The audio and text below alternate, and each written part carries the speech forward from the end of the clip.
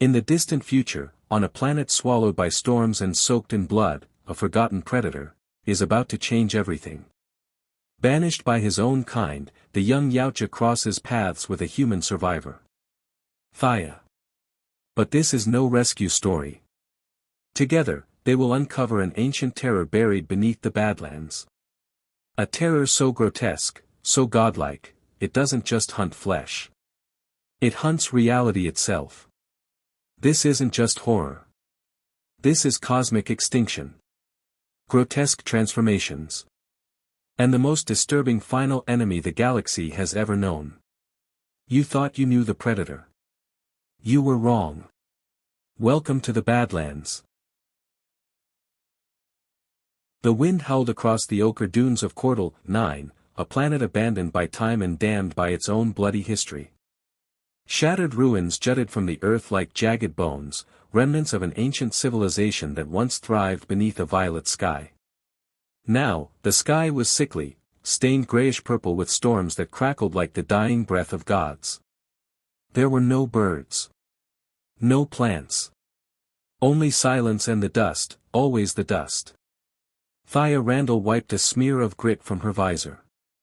Her oxygen tank blinked red with quiet menace, counting down the minutes. She knew better than to ignore it. The air here wasn't breathable, laced with trace poisons and microscopic parasites that burrowed into lungs and laid eggs in flesh.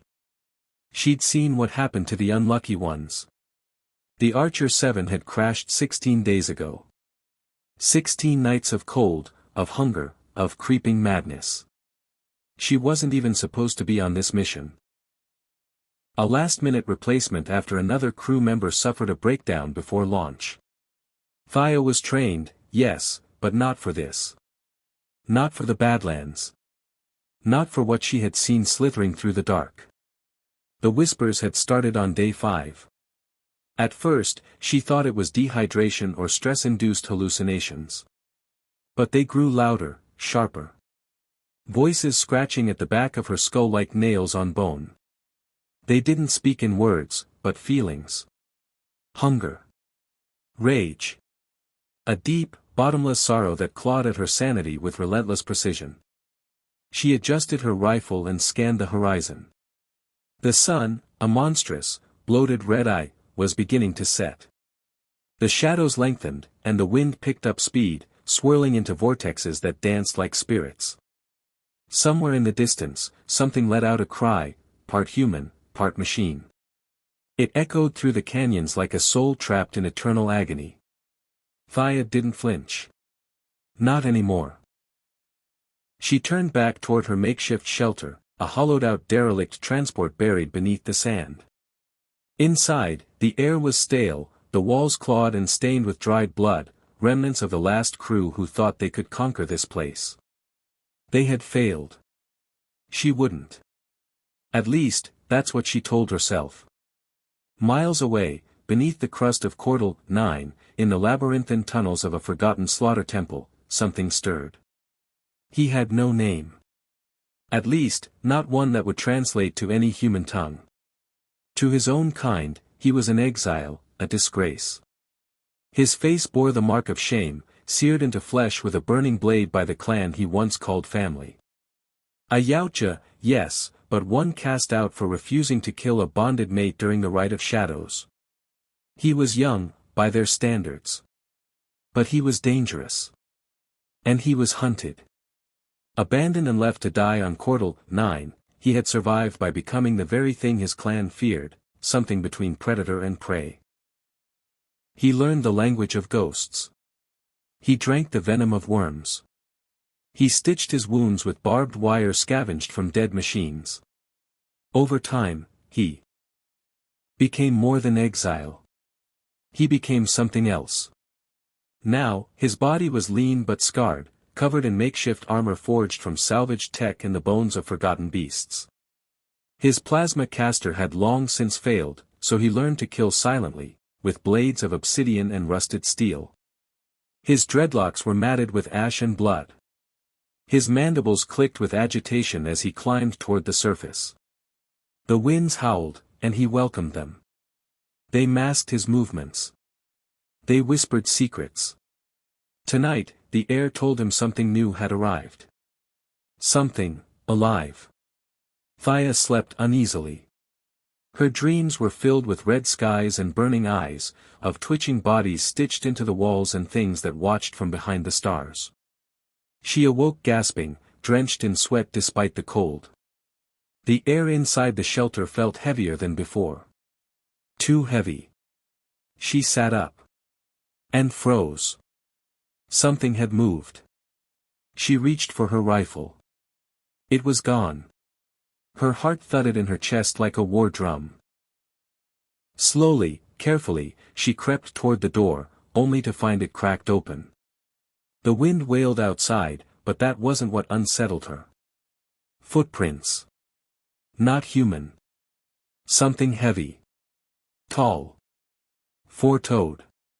Digits ending in claws that had sunk deep into the metal floor. They were fresh, barely an hour old. She followed them outside, her body trembling, every instinct screaming run. Instead, she kept walking. The tracks led her into a canyon, its walls lined with strange glyphs glowing faintly blue, pulsing like a heartbeat. She had never seen anything like them. Her hands traced one, cold, humming, ancient. Then, the wind died. Utter silence. And something clicked behind her. She turned, slowly, too slowly, and came face to face with a towering shape, part shadow, part flesh.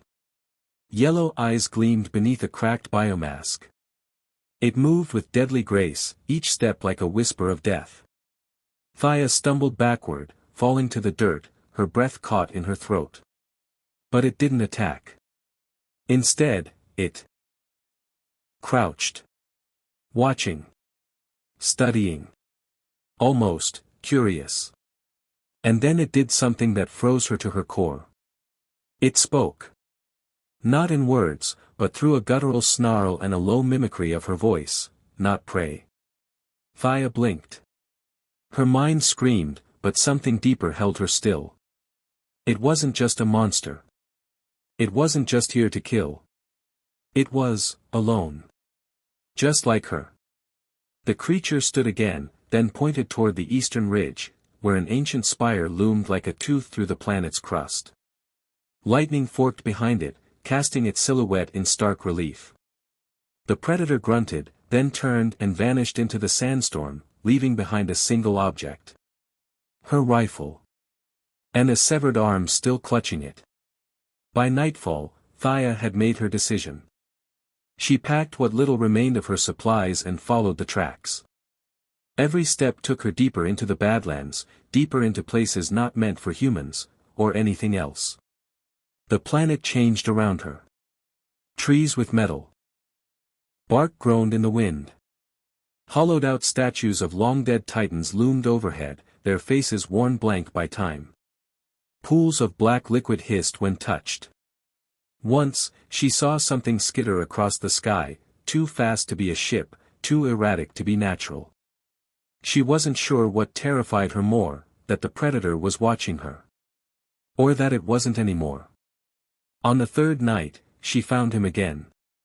He was injured, ambushed by something enormous, its tusks coated in viscera. The predator had fought, but even he bled. Deep wounds cut across his side, and one of his mandibles hung loosely. Thaya approached slowly, hands raised. He didn't move. She knelt beside him, pulled out a syringe of stims, and jabbed it into his thigh. For a moment, nothing. Then, his claws closed around her throat, tight. She didn't struggle. "I'm not your enemy," she whispered. The pressure eased. He let go. And for the first time, Thaya saw something terrifying flicker in those alien eyes. Trust. But trust didn't last long in the Badlands. By the seventh night, something else had begun to hunt them. Not human. Not predator. Older. They saw the signs, carcasses strung up by veins, skulls cracked and hollowed like eggs, sigils carved in the dirt that screamed when walked upon. The whispers returned, louder, clearer. The dead weren't resting here. The planet was waking. And it was hungry. On the horizon, the spire loomed ever closer. A fortress. A trap. A graveyard. Thea clutched her rifle tighter, her blood iced with fear, her mind fraying at the edges. The predator walked ahead, silent but tense, his weapons drawn. Neither of them spoke. They didn't need to. Because beneath their feet, something moved in the dust. And it was coming for them both. The sun rose like a bleeding wound over Cordell 9, spilling crimson light across the endless dunes. The wind had stopped. Not slowed, stopped. The air was still, too still. Even the dust seemed to hesitate, suspended like ash in a world caught between moments. Something had changed. Thea walked beside the predator. They didn't speak. They didn't need to. Every footstep, every tense breath, was a conversation between survivors. Though neither trusted the other, something unspoken had formed in the pit between them, necessity. And something darker. They were being watched.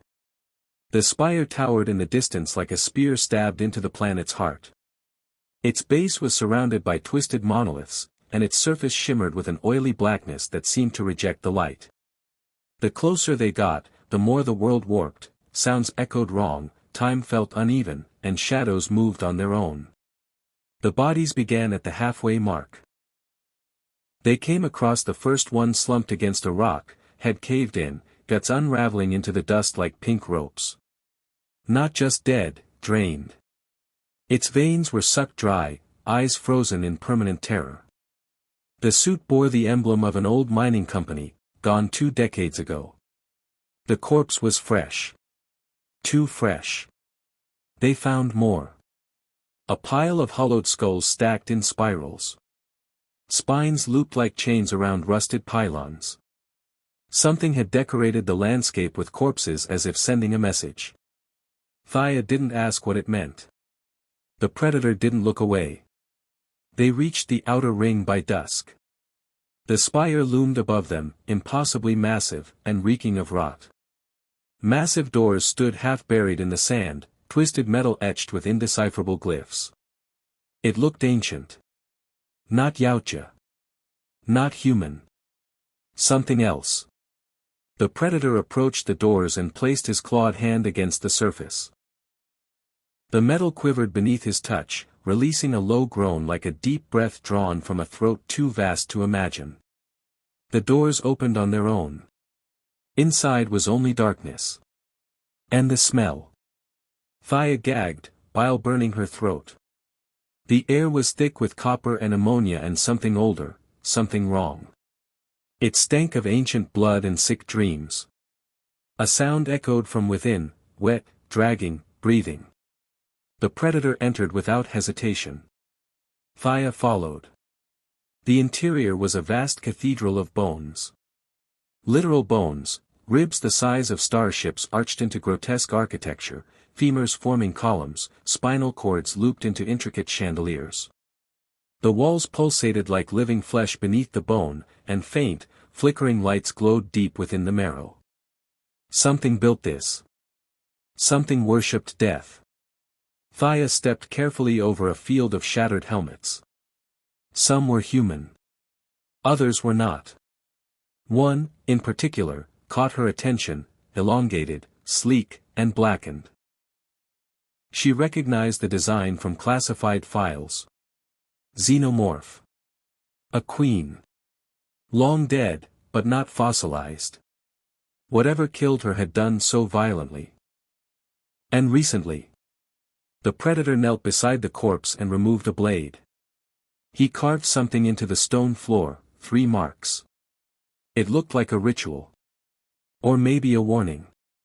Then, he stood and gestured forward. Deeper. Always deeper. They descended through halls filled with impossible angles, structures that bent reality around them. Thea's head throbbed. Her vision blurred at the edges. The walls whispered. Not metaphorically, actual whispers. Voices that slipped behind her ears and spoke directly into her spine. She recognized one. Her mother's voice. Dead 10 years. Thea, why did you leave me? She turned, trembling. Nothing. The predator noticed. He made a low growl and tossed her a scrap of cloth soaked in his blood. She stared at it. He mimed breathing through it. She obeyed. Instant relief. Whatever was in the air, it was messing with her mind. His blood, perhaps laced with compounds to resist it, acted as a filter. She said nothing, but nodded in silent thanks. They kept moving. The altar chamber was the heart of the spire. It was circular, surrounded by enormous vertical slabs, each covered in carvings too intricate for the human eye to fully comprehend. The carvings moved. Not like illusions, alive. They twisted when not watched, rearranged themselves when glanced away. The floor was a pit of black glass, and in the center stood an altar carved from obsidian and bone. On it lay a body. Human. Alive. Barely. Thea rushed forward, but the predator stopped her with a low hiss. The body twitched. A man. Face half gone, lips stitched shut with organic fiber, eyes wide with unending horror. He stared directly at her and tried to speak. Blood bubbled from his nose. His body was rigged with tubes and wires burrowed deep into his spine. He wasn't just left here, he was fed to something. Then, movement. From the ceiling. No, not the ceiling, within it. The bone peeled back like rotten fruit. And it descended. Not a creature. Not a machine. A fusion. Massive. Wet. Screaming. The thing was a biomechanical nightmare, like a god skinned alive and stitched with cables, its face an ever-shifting spiral of mouths and eyes. It slithered downward on limbs made from scavenged limbs. Human. Yautja. Xenomorph. And others. It let out a sound, no, a sensation, that filled the chamber with dread so pure it tasted like blood. The predator roared. The creature roared back, mimicking his exact pitch. Thea opened fire. Bullets sank in and vanished. No effect. The predator charged, blades extended. The battle was chaos. Screams. Fire. Flesh. The altar shattered. The man died screaming, finally free. Thea ducked behind a bone pillar and reloaded, hands shaking.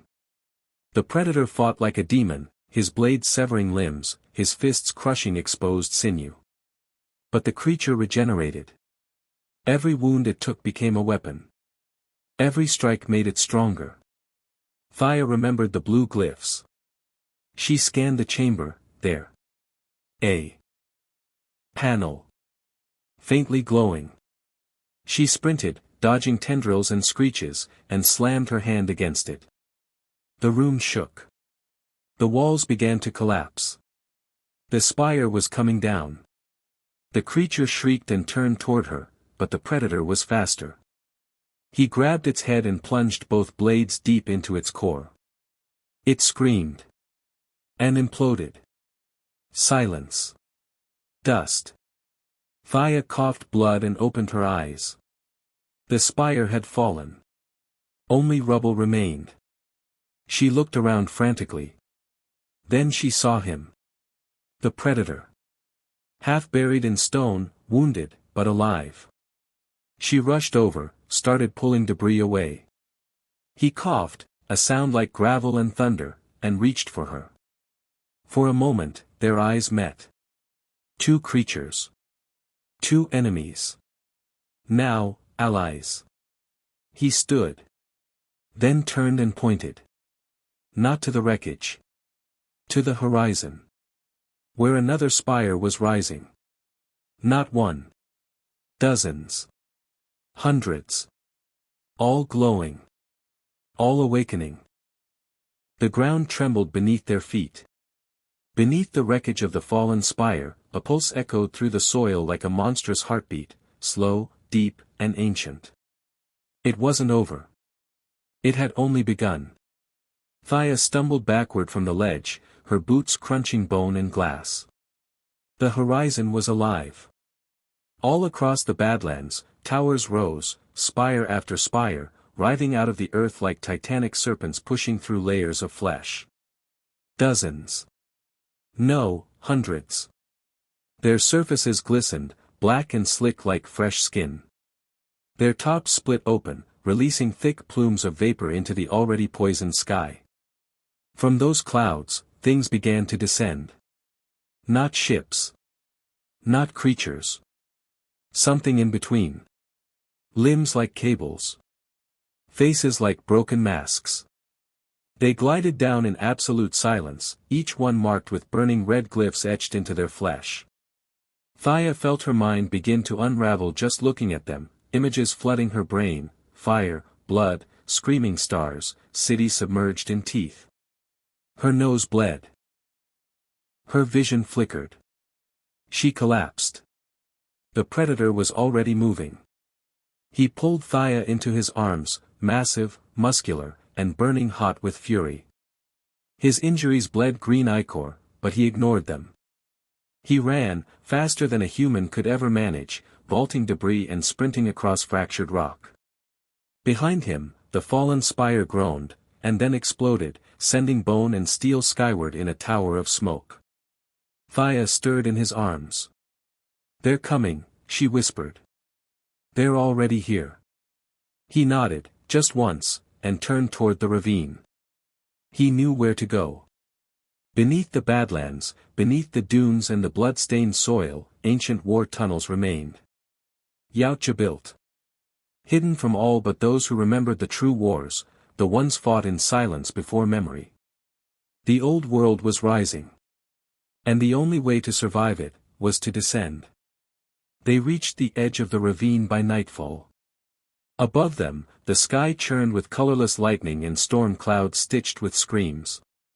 The moon, once pale blue, was now red, veined, and weeping molten tears. The entire planet was in metamorphosis. The atmosphere had turned. Life here was no longer viable. Thea was dying. Her breathing slowed. Eyes rolled. The predator hissed and activated a wrist module salvaged from the corpses of his fallen brothers. With a few taps, it injected her with nanite-rich plasma, designed for Yautja healing, but enough to keep her alive. Barely. She twitched. Gasped. Then screamed. The injection burned through her body like liquid fire, searing her veins and restarting her heart in violent spasms. She sat up, vomited blood, and then locked eyes with him. What was that? He clicked a phrase in his native tongue. It sounded guttural. Painful. But she understood one thing. Only way. The war tunnels were carved deep beneath Cortal 9's crust, older than most modern civilizations. Lined with reactive biosteel and ancient traps, they twisted like intestines. Through the dying planet's bowels. They entered through a hidden fissure behind the ravine's wall. The moment they stepped inside, the world above ceased to exist. The sounds faded. The heat disappeared. The walls pulsed faintly, alive with residual Yautja tech. Glyphs glowed and rose. Mechanical spiders crawled across the ceiling, fixing cracks. But something was wrong. The system had been corrupted. As they moved deeper, they found signs of infestation. Flesh fused with metal. Stasis pods cracked open. Lifeless Yautja hanging from the ceilings, their bodies reversed, skulls on their spines, limbs folded inward, ribs torn out like wings. The infection was not just physical. It was spiritual. They reached what once had been a command chamber. Now, it was desecrated. The holograms screamed in loops, playing images of the past.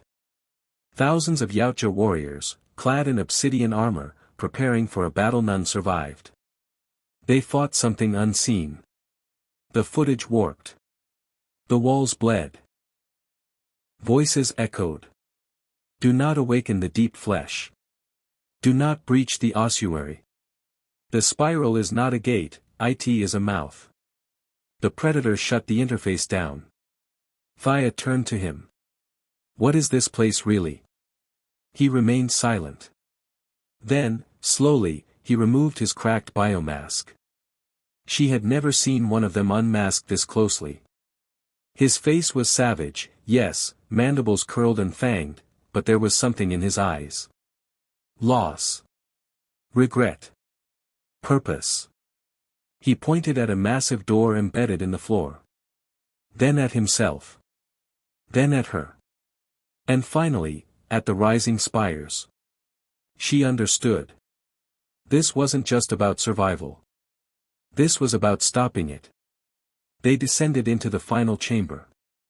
What lay below was no longer natural. It was a womb. A living biomechanoid chamber pulsating with blood and steam. Tubes the size of trees ran through the floor.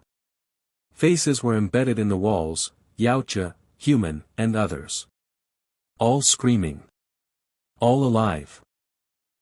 In the center of the chamber, suspended above a pit of swirling light and shadow, was a heart the size of a dropship. It beat slowly. Each pulse sent tremors through the room. It was surrounded by machines, ritualistic, grotesque, semi-sentient. They had found it. The source. The engine of awakening. And it was alive. Barely. A panel rose from the floor. Yautja script glowed on its surface. It required two biometrics. One of purity. One of corruption. The predator looked at Thea. And then at himself. An outcast. Marked by shame. Cast from his own people. Corrupt, by their standards. He placed his hand on the panel. Then nodded at her. She hesitated. Her hand trembled. Why me? But she knew the answer. Because she had seen it. Touched it. Fought it. Survived it. She pressed her palm to the panel. The heart screamed. Not in sound, but in pure psychic agony. Thea collapsed, her head filled with images, planets consumed, species twisted into worshippers, children born without mouths. The spiral was not a symbol. It was a god. And it had been sleeping. Now. It stirred. Above, on the planet's surface, every spire released a single tone. Not a signal. A summon. The horrors that descended were no longer biomechanical. They were pure mind. Pure hate. Entities that had no form except for what they stole. They moved in glitching patterns, distorting space as they passed. Some mimicked humans. Others whispered directly into the brain. Madness spread across the dunes like wildfire. Colonies screamed. Ships fell from orbit. The sky turned inside out. In the chamber, the heart began to open. Inside, not flesh. Not bone. A mirror. But it didn't reflect reality.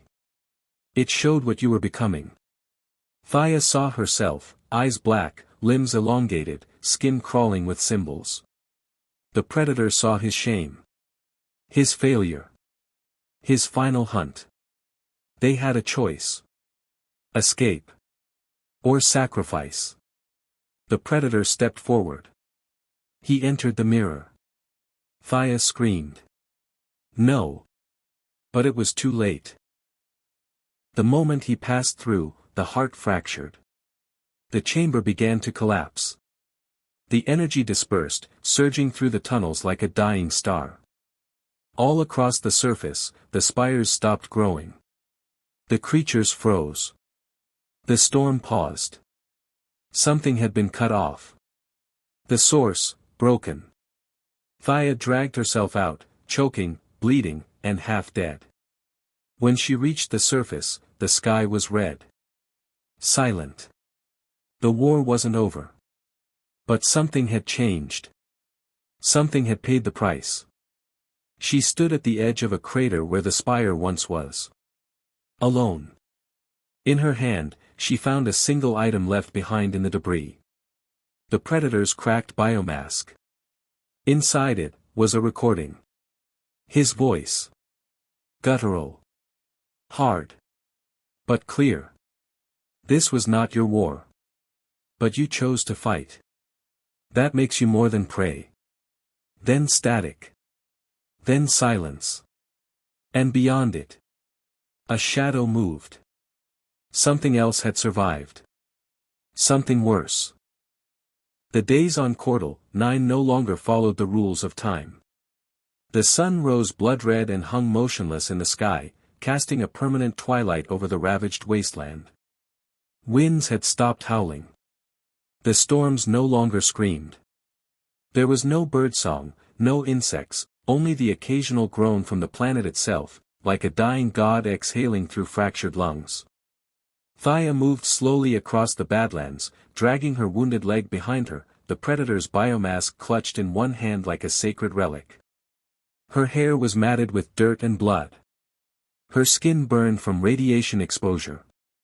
Her body wanted to collapse. Her mind begged for sleep. But sleep was no longer safe. Not since the dream started. Every time her eyes shut, she saw them, the hollow ones. They drifted above the spires, their bodies shapeless, made of whispers and ash. They wore stolen faces, children's, lovers, victims. They stared into her soul, and then they spoke, not in any language, but in memory. They wore her fears. Her regrets. Her trauma. They weren't just monsters. They were the planet's answer to the Predator's sacrifice. A counterforce. A new evolution. And they had a purpose. To hunt the last survivor. She reached the edge of the Scablands, a region so scarred by war and corruption that even the soil bled. The sky above it was streaked with black tendrils, fragments of the creatures that once crawled across stars. Massive carcasses lay half-buried in dunes, xenomorphs fused to predator tech, torn open and left to rot. Their bones still steamed. As she entered the biomech forest, something shifted behind her. The whispers returned. She turned sharply, raising her rifle. Nothing. But the wind had changed. It carried voices. Familiar. Thea. Her brother's voice. Dead 12 years. You left me to die, remember? She spun around. Still nothing. Was it worth it? She fired into the dust, 3 sharp shots. The sound echoed, but it didn't dispel the voice. You're not a survivor. You're bait. She ran. She didn't see the tripwire until it was too late. The floor cracked, and the ground beneath her collapsed. She fell through a layer of rotted metal and slammed into a cavern of rusted predator tech. The chamber was filled with hanging chains, alien skulls, and old blood. The walls were alive with failed experiments, creatures stitched from bone and steel, breathing through vents that pulsed like lungs. Some still twitched. In the center was a table. And on it, a body. Her blood froze. It was him. The Predator. Mangled. Split open down the middle. His mandibles cracked. His chest hollowed. But his eyes. Still alive. Barely. She rushed forward. No, no, you died. You sacrificed yourself. He didn't speak. He couldn't. His vocal cords had been removed. His limbs, dislocated and shattered. His blood drained and replaced with a thick black fluid that pulsed unnaturally. Strange glyphs were burned into his flesh, a curse, a branding, a reconfiguration. Above the table hung a machine, part organic, part Yautja relic. It fed tubes into his body. It whispered as it worked. And from its sides, Dozens of masks hung like trophies. Not just predator masks. Human helmets. Scout visors. Even the stitched faces of the hollow ones. The machine turned toward her. And smiled. It spoke in a language that hurt her ears, but she understood its intent. We hunt those who hunt. You killed the spire. You broke the gate. Now, you will see what lies beyond it. The chamber around her pulsed. The walls became eyes. The floor began to scream. The predator's body convulsed violently, jerking upward in spasms, as if something inside him was trying to tear free.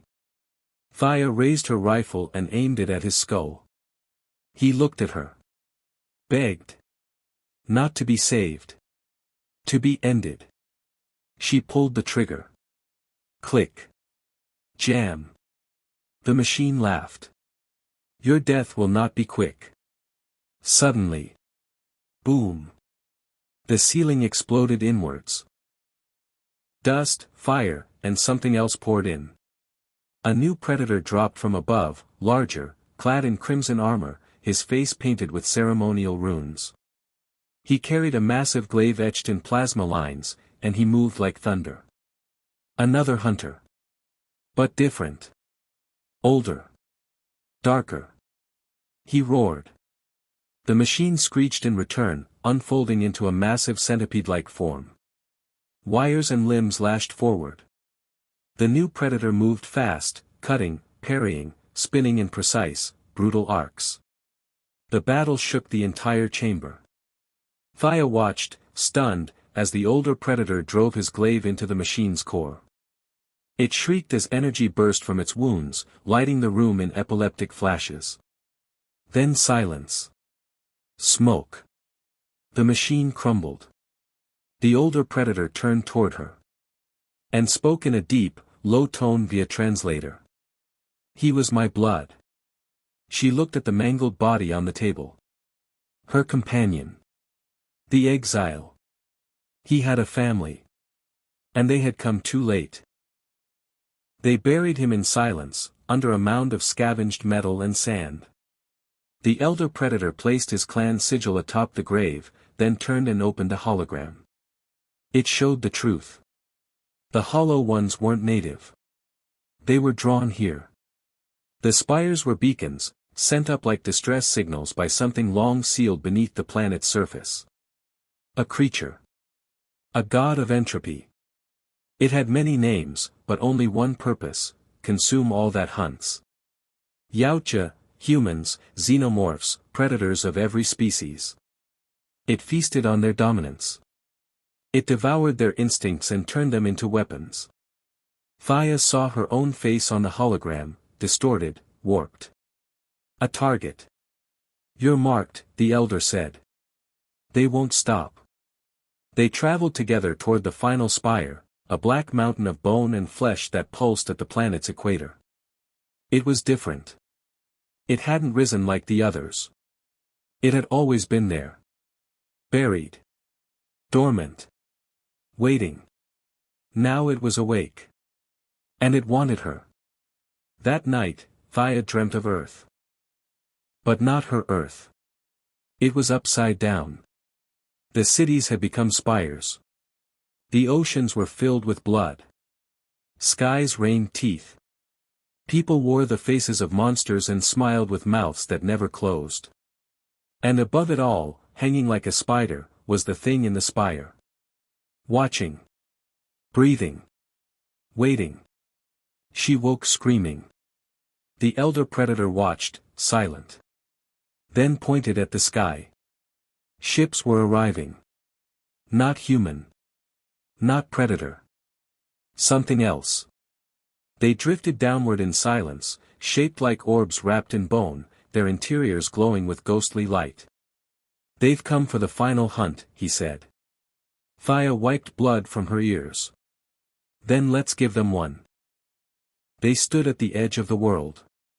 The final spire loomed in the distance like a diseased god impaled on its own bones, its height immeasurable, its girth unnatural. Lightning crawled across the sky in crisscrossing patterns, and the clouds above it rotated counterclockwise, forming a vortex that reached into the stars. The landscape around it was warped beyond reason, mountains bending toward it as if in worship, rivers of black liquid flowing uphill, and forests of bone that whispered secrets no mind should ever hear.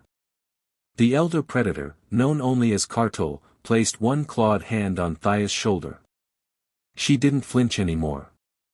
She had seen too much. Felt too much. Her dreams were rotting from the inside out. Her soul was bruised, her sanity chewed at the edges. The entity in the spire had a name now. Gorkavaith. Roughly translated, the mouth that swallows the predators. It was never supposed to awaken. It had slumbered beneath Kortal, 9 for eons, imprisoned by the ancestors of the Yautja in a biomechanical shell, a containment spire grown from the bones of 1,000,000 hunted creatures. But something, someone, had released it. The hollow ones were its heralds. The failed hunts its food. The spires, its teeth. And Thaya. She was the key. They moved in silence through the grave dunes, where reality folded in impossible ways.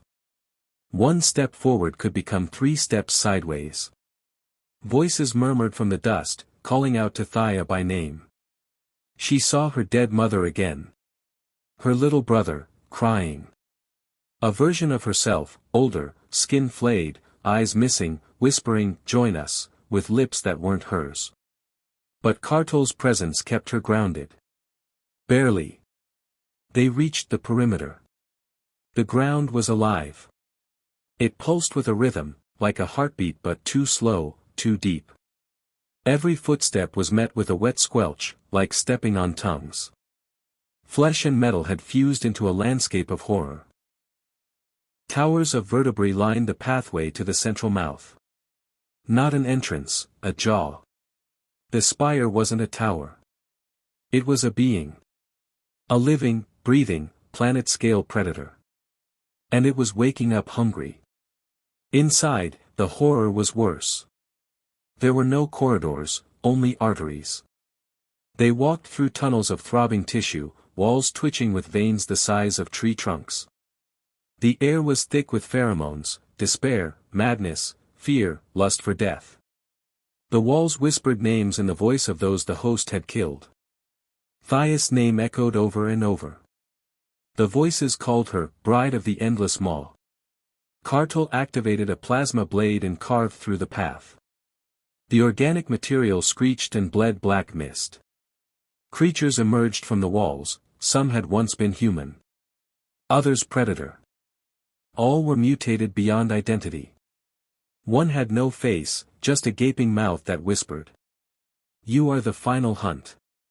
Kartal cut it down without pause. But they kept coming. Things with no skin, only wires. Things that floated but bled. Things that begged for death as they attacked. The mouth was birthing its army. They reached the central chamber after 7 hours of brutal combat. Thaya had long since run out of ammo.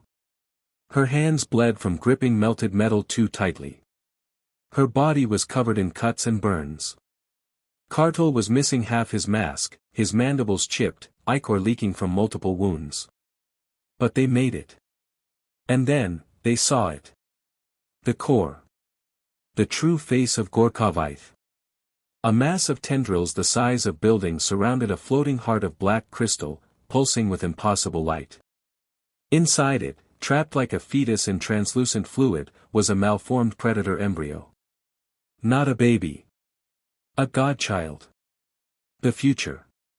This was what it had been building toward, melding predator DNA with human, xenomorph, machine, spirit. A perfect organism to lead the final hunt across galaxies. The mouth would not leave Kortal, 9. It would send this. Her. Because the embryo looked like her. A twisted version. Female. Pale. Eyes black. Chest pulsing with spiral glyphs. It opened its eyes as they approached, and smiled. Thaya screamed. No. No. That's not me. Cartel hissed in horror. The chamber reacted. The walls erupted. Tentacles lashed from every angle. The embryo let out a shriek that ruptured the air and sent blood spraying from Thaia's ears. The tendrils grabbed Cartel and hurled him against the wall. He didn't move. She was alone. The crystal cracked. The godchild was coming out. Thaia crawled toward the predator's body, her mind breaking under the pressure of the voices, the prophecy, the sheer wrongness of what she was seeing. She grabbed his plasma detonator, ripped it from his wrist. He opened his eyes just enough to speak. Kill it. Thaia nodded, choking on her own blood. I will. The godchild emerged from the crystal womb, floating. Tendrils of data and flesh spiraled around it. It didn't walk. It glided. It wasn't angry. It was welcoming her. Arms open. Face smiling. Come, Thaia.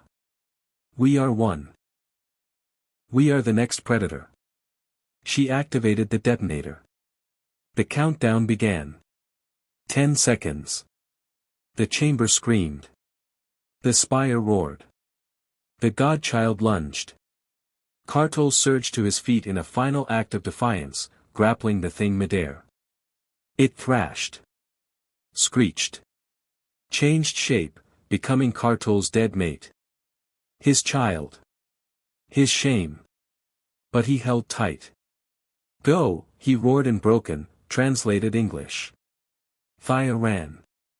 She ran through the arterial tunnels as the detonator ticked. 5. 4. The chamber behind her filled with light. 3. Her skin began to blister. 2. The spire screamed in every voice ever consumed. 1. The explosion ripped through the spire, up into the sky, sending shockwaves across Cortal. 9. Every other spire trembled and cracked. The sky split. The mouth was torn from the inside out. Thaia was thrown miles into the air and buried in dust. When she awoke, everything was silent. The sky was normal. The sun, rising. No screams. No spires. Just wind. She sat up slowly. Alone. But free. Or so she thought. Until she heard it. A heartbeat. Not hers. From within. She touched her stomach. And screamed. Darkness clung to Thaia like wet skin. She lay half buried in scorched dirt, breathing shallow, ribs aching. Ash rained from the heavens like snow from a dying sky. The spires were gone. The mouth, obliterated. But the world did not rejoice. It held its breath, waiting for something worse. Because it wasn't over. She felt it. Inside. A foreign rhythm pulsed beneath her sternum, too steady, too ancient. Her heartbeat had changed. Thaia staggered to her feet. The horizon smoldered. Trees bent in unnatural angles. The air felt off, thinner, full of static and humming frequencies just beneath the range of human hearing. And then came the hunger. It was quiet at first, like a whisper in her bones. But it grew. And it spoke. You were chosen, not spared. She screamed, punching her chest, clawing her skin. But there was nothing to rip out. No wound. No parasite. Just the presence. Something had bonded. A fragment of the godchild, a seed. It had survived. She wandered for hours, haunted by phantom visions. Cartel's death played on repeat. The final moment when the godchild reached for her. Its smile. Its promise. We are the future. Predator and prey, bound in flesh and mind. Her reflection changed in the pools she passed. Sometimes her eyes were black voids. Sometimes her skin shimmered with yautja glyphs. Once, her mouth split open into mandibles, and she dropped to her knees retching. Thea wasn't sure how much longer her mind could endure. By dusk, the storm came. Red lightning split the heavens. Winds screamed across the plains, carrying the laughter of things not born of this world. Thunder sounded like monstrous footsteps. The ground trembled beneath her. The planet was reacting to her. She was no longer separate from the ecosystem. She was the infection now. And something was coming to collect her. They emerged from the fog like sentinels of extinction. 3 Yautja ships, cracked and aged, descended in silence. The sky tore open with triangular portals, and the predators arrived. Not just any clan, these were the Reapers. Cartel once warned her about them. Hunters of gods. Judges of their own kind. Wielders of sacred tech and forbidden rites. The leader stepped forward, clad in bone-etched armor. His helmet was fused into his skull, and from his back, spines like antennae quivered in the wind. He knelt beside her. Scanned her. Growled in deep Yautja, "She carries the bloom." They all drew weapons. Thea didn't fight. She welcomed it. "Do it," she said. "Kill me." But the leader only tilted his head. "We cannot. You are the last vessel. The seed must bloom. Or the war ends before it begins." They took her. Not as a prisoner. Not as prey. But as something sacred and monstrous. The Reaper vessel was not a ship. It was a living cathedral, grown from elder skulls and molten alloys. The walls pulsed. The air was thick with mist and chants. Thousands of Yautja lined the chambers, each one kneeling. As she passed, she saw murals etched in blood. A vision of the God-child, arms outstretched, galaxies collapsing behind it. The mouth consuming whole civilizations.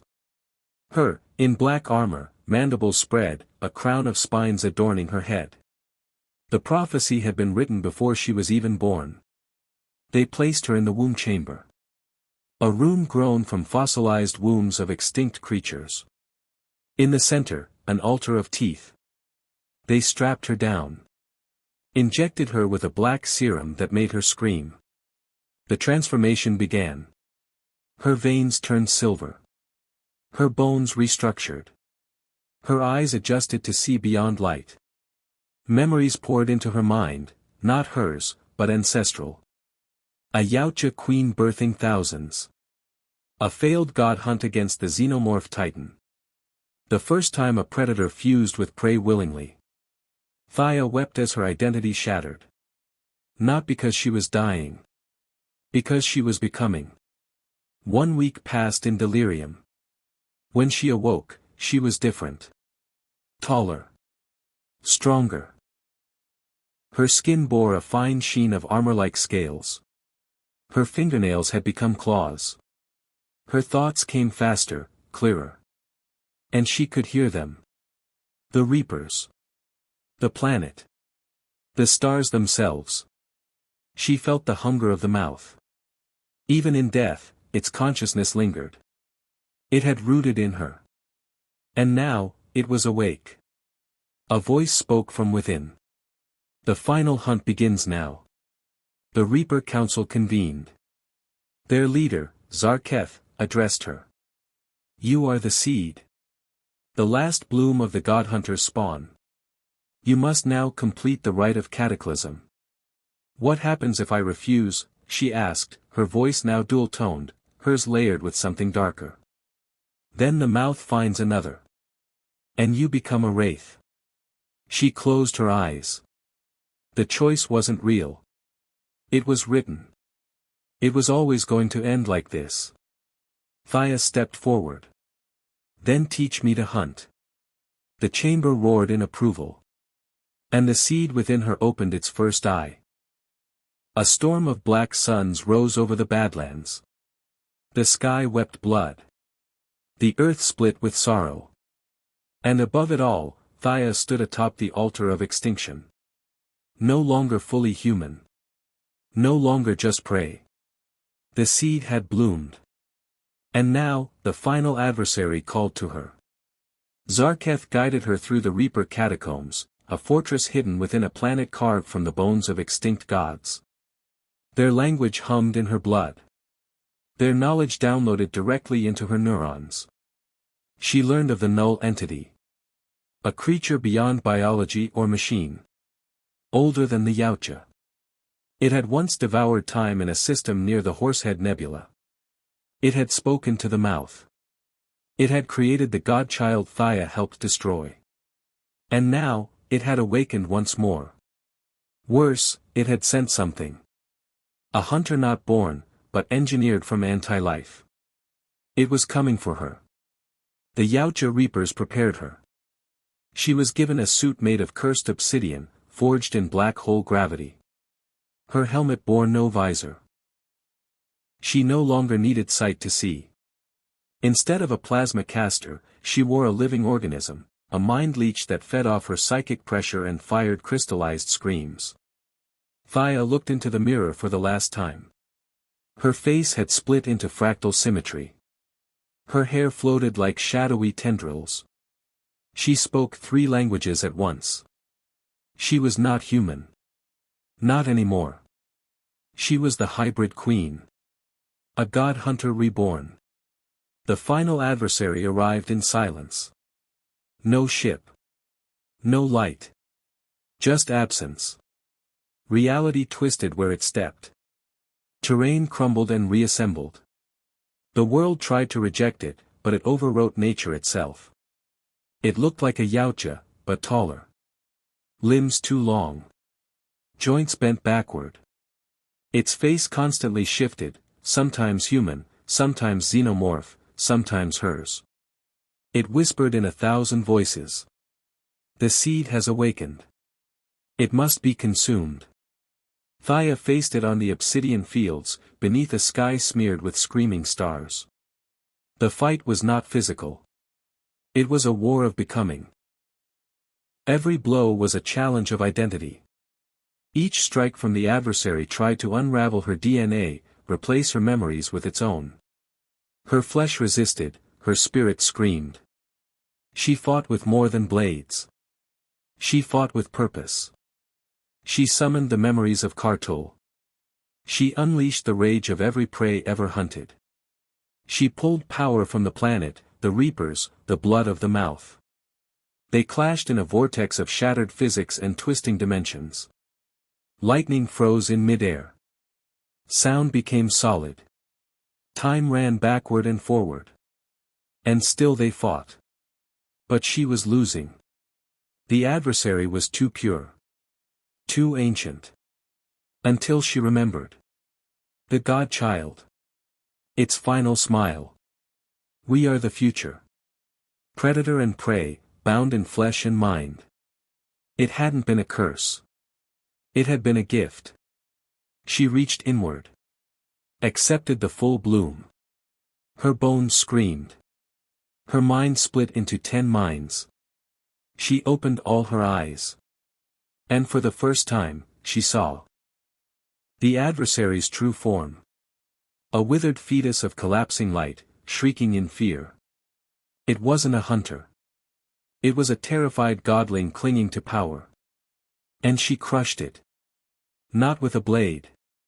But with compassion and wrath. The battle ended in silence. The adversary exploded into stardust. The sky cleared.